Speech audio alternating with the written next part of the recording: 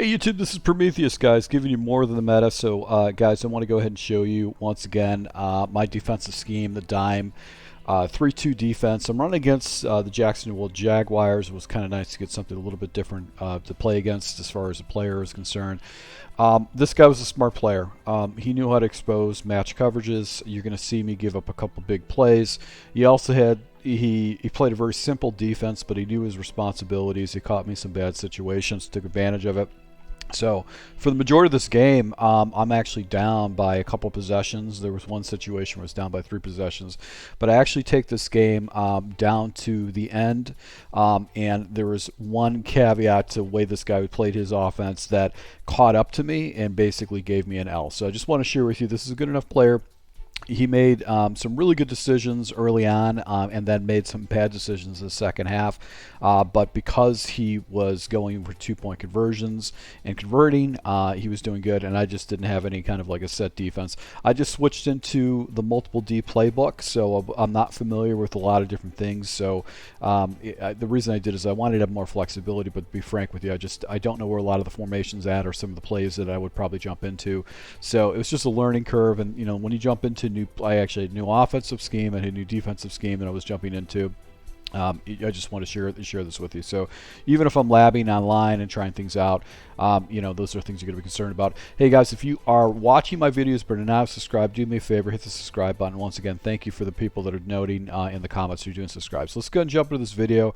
You're going to watch this guy toast me for some one-play touchdowns based on just noticing things. Once again, how I like to run my defense is conservative with my defensive options off for the flip, and then I like the baseline. And the primary defense I like to jump into is the big dime formation is what I like to jump into. I like to put 4 quarters at the very top and then hard flats, and then I think I'm trying to, I just jump into a defense really quick just to get things out. It's just for not being familiar where things are at when I'm running into new playbooks. So when you switch playbooks, it messes you up a little bit. I had an okay roll defense. I probably need to come back to this. I think they fixed this. This is a gap issue, and the guys wouldn't roll down. So right here actually goes ahead and hits me up. And throws over the middle. I actually had positioning on that. Actually not a bad throw or read. So you can know this guy's a pretty good player. I think I set up the final drop. I maybe stay with cover 2, but there is a period where basically, it's one of those situations where we hit that. So let's see here. Basically, I've got this set up. Okay, so this is cover 4. Let's stop it. Let's rewind a little bit and show you what he saw.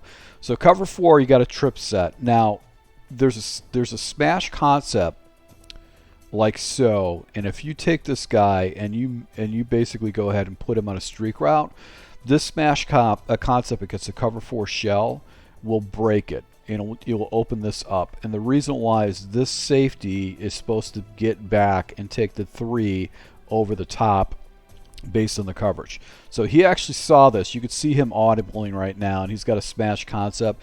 So he might have saw me running cover 4, and he had smash in the back of his head. He's like, I'm going to go ahead and hit this guy for a touchdown. Watch what happens, because I'm using down here in the box in this type of situation. He basically kind of lights me up for a touchdown. So here's another thing too. There's a little nuance to this game. The way the things, when I click off, sometimes I get stuck on random players. So I realized I was out of position, and right here actually throws himself a big TD. So you're going to see me in this gameplay making bad user problems. In the second half, you'll actually see that I was actually having some issues with my controller, where my controller was rolling in the sense that it was going to different things. Now here's what basically gave me the L in this gameplay. He basically went for cover 2s, or for basically 2-point conversions, and I didn't really have any kind of an offense. He was just eating me up on offense. So now I was down by a point. So essentially it just puts you down by possession. So he gets a turnover on the next series, so I just stay in the box right here, and this is an adjustment that I need to make. What I like to do is I like to, when I have a close set where I've got these guys inside, what I like to do is basically go ahead and take my inside defenders and man them up, and I like to have hard flats out here and deep thirds to defend, because a lot of times when people run these type of close formations, they're going to be doing bench concepts, or they're doing, you know, maybe some type of concept where this guy rolls, this guy goes deep, this guy goes deep, like that.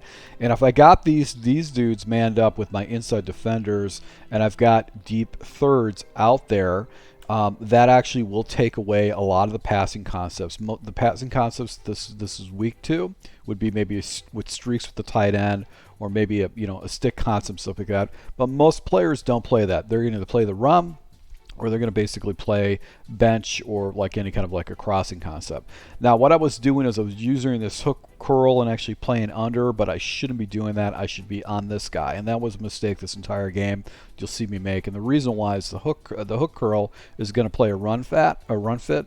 This guy's not. And I think what this guy was doing is that he was using a blend of runs and passes in this, so he does a little off run right there. So if my hook curls, that would have been out there to go and take that, because I got him out of position. So if I was playing that inside third, I would have had a responsibility. Now I have deep responsibility, so if he does streak it up, that's something I could be concerned about. So now I actually think I jump into, okay, here's same situation. So basically he goes with a run. You can see how that guy actually comes in and actually tackles his running back for no gainer. So this guy was playing these condensed sets, these tight sets, and that that cover three is a really good defense around. So now I jump into cover four. What you need to do with cover four, you've got this defender is basically going to play they're going to play the one, and then he'll play the two, and then this guy is going to basically play the two on the outside. If you got a route that goes underneath, he's going to kind of fall back into zone, and then he'll be looking for the two. If it's like a deep corner route, that's going to be kind of the responsibility. And these guys will bracket this guy on a corner route. That's what's good about quarters. The problem with it is that it does break if you put trip set on one side, because this safety has to support that 3 wide receiver for a deep fly. So I think he catches me in a bad defense again. He actually motions over, so this guy knows what he's doing. See, he's got trips. Then he motions back. I don't know if that was, it probably was not a he was running a lot of motion plays in the second half. Right here, he actually goes ahead and does a little crossing route. I don't know. Okay, I don't know what was going on. I knew my responsibility was to play over here, and for some reason, my defender started coming back down. It was like I didn't have control of him, and I think I was having some issues. You see how my guy was like kind of like making a move. I knew that was my responsibility. This play would have been locked up if my guy didn't pull down and I lost control of him. So I was having some issues with my controller. You'll see in the second gameplay that I post. All right, so right here I jump into cover 3, slide my guys over, and I'm just using the guy in the box. I probably need to get away from him. I probably need to start using safety in this type of situation. So he goes with an RPO, and you can see that's pretty well locked up. He falls forward for 3 yards, but that's not a threat on the run. Why that's Y stick, I don't know. So now he goes into another run play, and I think, am I in cover 3? No, actually, yeah, I was in cover 3, and here's the problem with cover 3 is that this defender will drop into a third, and he'll get blocked out, and he won't come down and play a deep stretch play. So that's not a really good defense to run. Fortunately for me, I get a block shed with my guy on the line, and I'm able to go ahead and get him for a no gainer. Now he jumps into empty. This is a formation I usually have had pretty good success with, but this guy just lights me up. All right, so basically I'm playing cover 3. I think what he does is that he's got a smash concept over here, and he might have a streak over here. So once again, I'm showing the same defense, and look what happens. This guy gets himself out of position because I think he's supposed to carry, and I played palms. This guy should be falling over the top. So typically with palms, what I do if I make a quick adjustment is I'll drop these guys into deep thirds, because smash destroys palms, because that one defender is going to get out of position. See how these guys are completely out of position? This guy knew what he's doing. Like he saw me in match coverage, and he's just like, oh, I'm going to light this guy up. So he did it twice, and I realized, okay, I'm in some serious situation. So he knew I was in palms or in a cover 4 quarters, and essentially just destroyed me on that. So he saw that leverage and just threw it. So the trick to that defense is putting those guys in deep thirds. The problem is that I was using that roll coverage, so that was just a quick adjustment that I had to make, and he's just making faster, faster quick snaps against me with his adjustment. So now I'm pressing. I think I go with underneath coverage, and for some reason this guy just gets dumbed out. He should have been down playing a flat. He gets dumbed out, giving the outside. You'll see him come back to a similar play like this with the route where this guy was making good decisions. So now he goes into empty. He's like, okay, I'm just going to light this guy for touchdowns. I'm still forcing the deep coverages. He actually takes a shot up top. I've got a defender out there to play that. So get him in 2nd and 10. He stays with the empty bunch. In this type of situation, I'm going to go ahead and I think I did not go with rolling coverage. I just kept these guys over the top. When I roll them down, they get out of position, so I've actually got to keep them up and keep them high. The thought in my back of my head is this guy is going to scramble. He does scramble, but look what he does. This really smart play. He just has a simple bench concept on the left-hand side. And he no huddles. So basically, he's got this guy doing a corner, and he's got an out. This guy basically is going to get bracketed by these two, and the out is going to be out leverage this guy right here. So this out is got more leverage on this guy, and he's going to shoot out. So the fix to this is to hard coverage my guys. I press my guys down, then I motion them up, and I know huddle, but you can see he's just killing me with bench. So just really smart decisions by him. He knew how to break coverages. A cover 4 drop, hard flats would probably, do a good job, but that corner route would not be played correctly. So he would just look at one side of the field. So now this is when I start jumping to cover 6. I switch over to cover 6 with the anticipation that, okay, what I can do is I can have a soft squat out there, a vertical hook, and just try to go ahead and play against these type of things. He actually does a little crossing route right here, and he's scrambling, and I've got a good read there, but the flat zone does not come up, or the squat does not come up and actually play that correctly. So I've never seen that play before. No one uses it. This guy's just going deep into his playbook, and he's making excellent reads.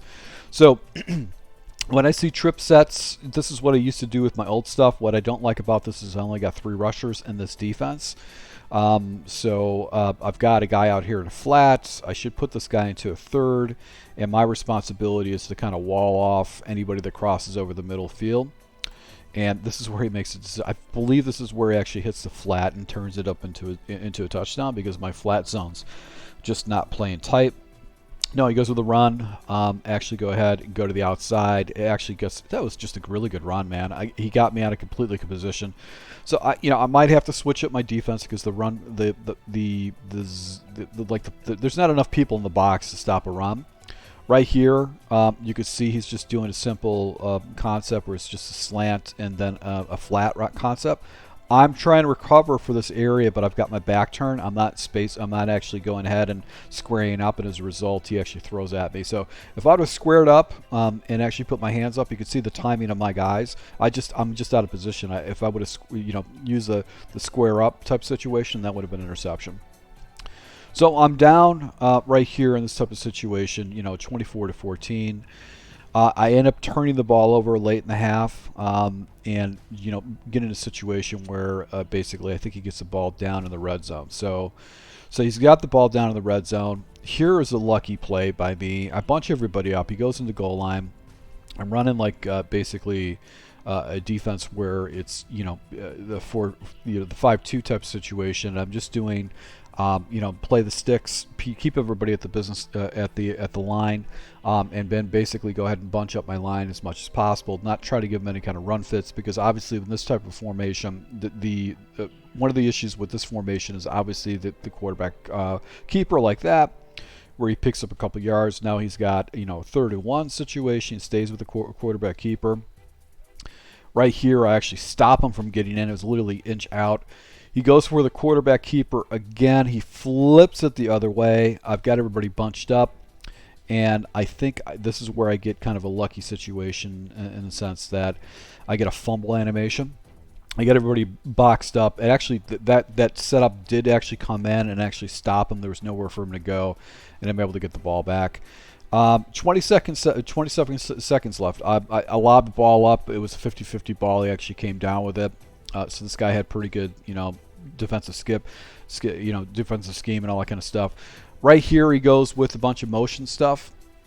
And he throws this route. I don't know what was going on with this route, but the route actually just kind of came up onto a stem, a deep stem, and then came back. So he must have been using some type of a custom stem. That was a really cool play, just a smart thing for him to do. And he was just his offensive line was getting all the time in the world to be able to get away with it. So you could see he started using a lot of these different types of motion plays against me, and these are just not common plays that I'm used to seeing. So a lot of players use a lot of the same concepts over and over again. Right here, I'm trailing that guy. Just couldn't get myself in position for that. So gun, normal, Y off. Go ahead and set this play up. I'm going to motion my guys over off the right. I'm going to press everybody down. And I'm playing just a cover 2. And I'm just going to play the defensive line. He goes to the outside. You can see that's basically bottled up. And he tries to spin move out of that, out of desperation. And then right here, last play of the game, he should have kicked his points. I think he was just getting cocky because I was struggling on offense. He actually throws right into my defender right there and actually gets the completion. So this game's ugly. It was an ugly first half. I got back into this game. I was literally a couple points down. I just needed one final turnover on downs. We jump into halftime. You're going to see me fight back. You're going to see me get a couple stops against this guy. But once again, guys, go ahead. If you like this type of gameplay, just go ahead and make sure you hit the subscribe button. I'm going to go ahead and show you some more gameplay, second half of this game, where I fought back into it to get back into this game, to give myself an opportunity to win. And one of the good things about when you play against players that are good and knowledgeable, it makes you a better player too. So if you start losing by a couple scores, stick the game out, keep playing. You'll be a better Madden player. So thank you for your support, guys. Until next time.